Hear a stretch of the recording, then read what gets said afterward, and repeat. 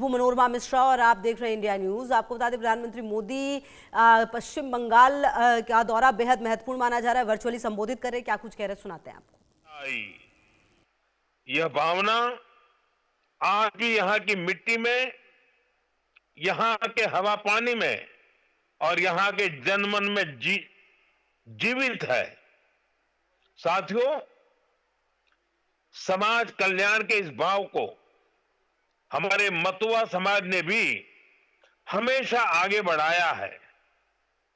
श्री हरिचांद ठाकुर ने हमें कर्म का मर्म दिखाया।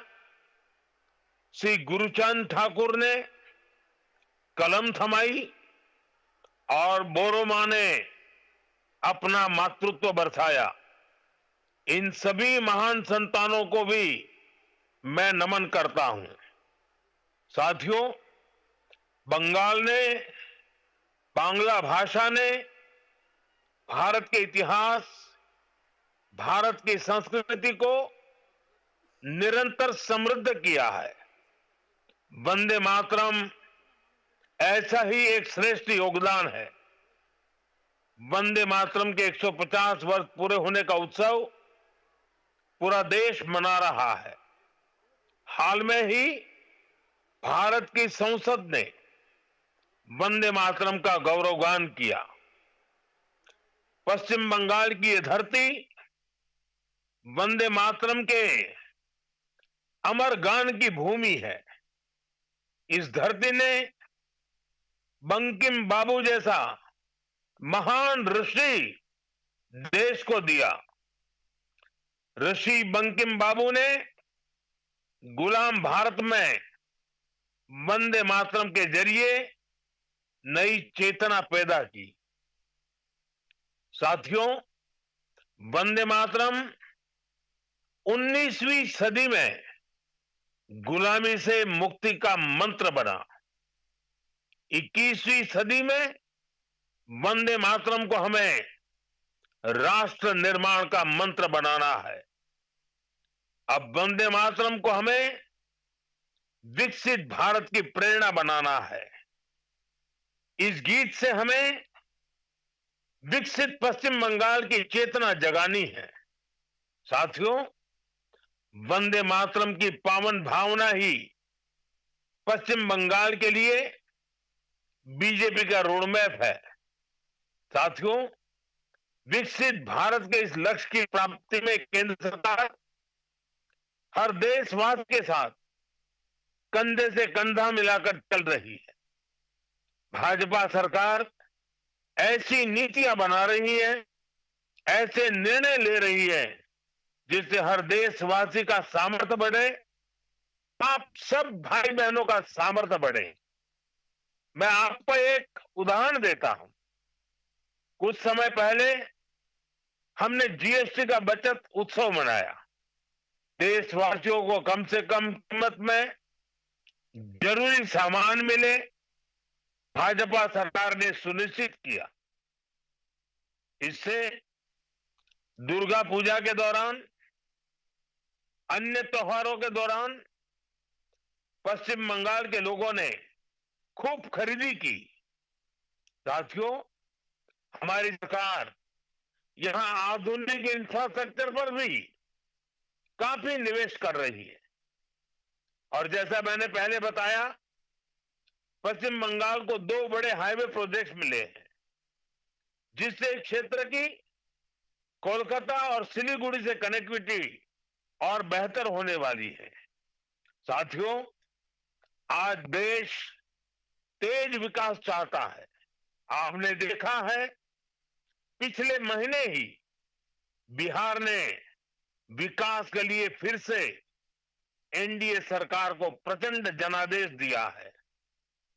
बिहार में भाजपा एनडीए की प्रचंड विजय के बाद मैंने एक बात कही थी।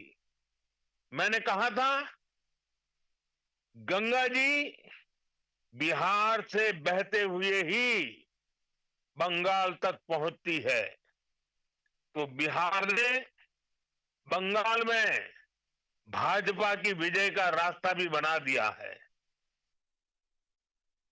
बिहार ने जंगल राज को एक सूत्र से, एक स्वर से नकार दिया है। 20 साल बाद भी भाजपा एनडीए को पहले से भी अधिक सीटें दी हैं। अब पश्चिम बंगाल में जो महाजंगल राज चल रहा है, उससे हमें मुक्ति पानी है और इसलिए पश्चिम बंगाल कह रहा है, पश्चिम बंगाल का बच्चा बच्चा कह रहा है, पश्चिम बंगाल का हर गांव, हर शहर, हर गली, हर मोहल्ला कह रहा है, बाजते चाई बीजेपी ताई, बाजते चाई बीजेपी ताई। साथियों, मोदी आपके लिए बहुत कुछ करना चाहता है। पश्चिम बंगाल के विकास के लिए मोदी पूरी ताकत से अपने आप को समर्पित करके काम करना चाहता है। पश्चिम बंगाल के विकास के लिए न पैसे की कमी, न इरादों की और न योजनाओं की, लेकिन यहां ऐसी सरकार है जो सिर्फ कट और कमीशन में लगी रहती है। आज भी पश्चिम बंगाल में विकास से जुड़े हजारों करोड़ रुपए के प्रोजेक्ट्स अटके हुए हैं। मैं आज बंगाल की महान जनता जनार्दन के सामने अपनी पीड़ा रखना चाहता हूं और मैं हृदय की गहराई से कहना चाहता हूं, आप सबको ध्यान में रखते हुए कहना चाहता हूं और मैं साफ साफ करना चाहता हूं, टीएमसी को मोदी का विरोध करना है, करे, 100 बार करे, 1000 बार करे। टीएमसी को बीजेपी का विरोध करना है, जमकर करे, बार बार करे, पूरी ताकत से करे। लेकिन बंगाल के मेरे भाइयों बहनों, मैं ये समझ नहीं पा रहा हूं कि पश्चिम बंगाल के विकास को क्यों रोका जा रहा है। और इसलिए मैं बार बार कहता हूं कि मोदी का विरोध भले करें, लेकिन बंगाल की जनता को दुखी न करे, उनको उनके अधिकारों से वंचित न करे, उनके सपनों को चूर चूर करने का पाप न करे। और इसलिए मैं पश्चिम बंगाल की प्रबुद्ध जनता से हाथ जोड़कर आग्रह कर रहा हूं, अब बीजेपी को मौका देकर